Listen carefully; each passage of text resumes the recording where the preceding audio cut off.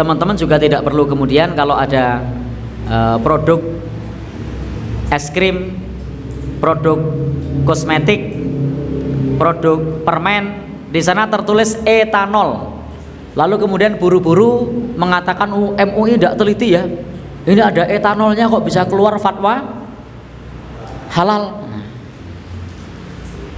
Maka pernah ada ndak orang yang makan es krim dalam jumlah banyak mabuk? Ya, pilek iya.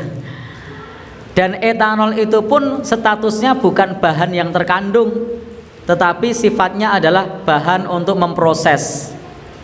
Jadi bukan bahan yang terkandung, tapi bahan untuk memproses. Sebagaimana lecitin, enzim babi. Maka kadang-kadang saya sering ditanya, Pak, ini gimana, ini ada enzim babinya kok diloloskan oleh MUI?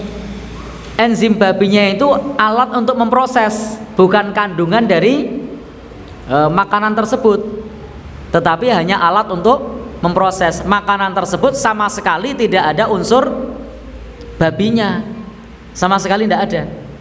Nah, maka bisa keluar fatwa halal karena memang tidak ada kandungan babinya, tetapi itu adalah alat untuk memprosesnya. Maka Bapak dan Saudara yang berbahagia yang dirahmati Allah, memang idealnya itu untuk memprosesnya tidak pakai enzim babi, cari yang alternatif, idealnya begitu. Tetapi kemudian ketika ada yang semacam itu, maka itu hanya sebagai katalisator saja, bukan sebagai bahan yang digunakan dalam produk makanan itu atau dalam produk obatan, tetapi hanya alat untuk memproses. Baik, kita lanjut. Maka alkohol tadi, jenis yang kedua adalah metanol. Ada etanol, ada metanol. Nah, untuk metanol itu biasanya ada di parfum pewangi, itu biasanya ada metanolnya. Dan ini boleh dipakai untuk sholat karena tidak najis. Loh, tadi ulama madhab yang 4 mengatakan najis. Ulama madhab yang 4 yang disebut najis tadi bukan metanol tapi etanol. Itu senyawa kimianya beda. Yang dinajiskan ulama madhab yang 4 tadi yang diminum. Sementara kalau yang metanol ini tidak untuk diminum, sama-sama alkohol, tapi kalau metanol ini kalau dikonsumsi dalam jumlah banyak tidak mabuk, tapi mati. Coba aja minum parfum.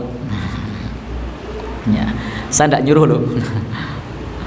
Ya, jadi dia ini sifatnya adalah zat yang sangat beracun.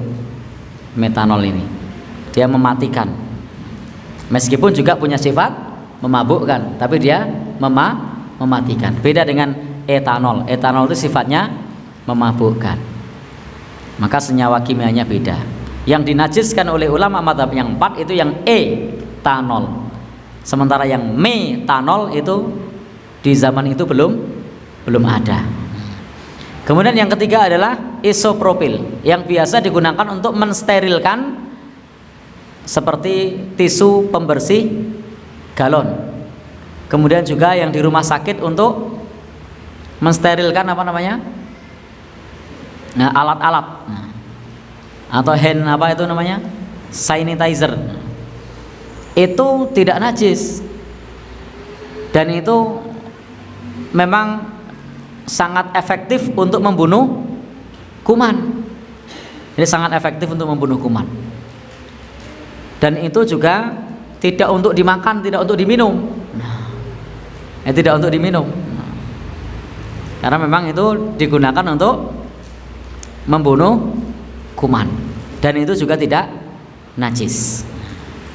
Dan saya belum pernah dengar untuk di tempat kita yang kemudian menajiskannya. Wih, jangan najis gitu. Atau di rumah sakit tidak mau diproses pakai sterilisasi, itu saya juga belum pernah dengar. Jadi meskipun sama-sama alkohol, karena senyawa kimianya beda, maka dia tidak masuk dalam kategori khamr yang najis. Maka boleh menggunakan alkohol baik metanol maupun isopropil untuk kepentingan apa tadi, parfum atau kosmetik, atau juga untuk kepentingan di rumah sakit sebagai pembersih, maka itu dibolehkan, tidak jadi soal, tidak jadi masalah.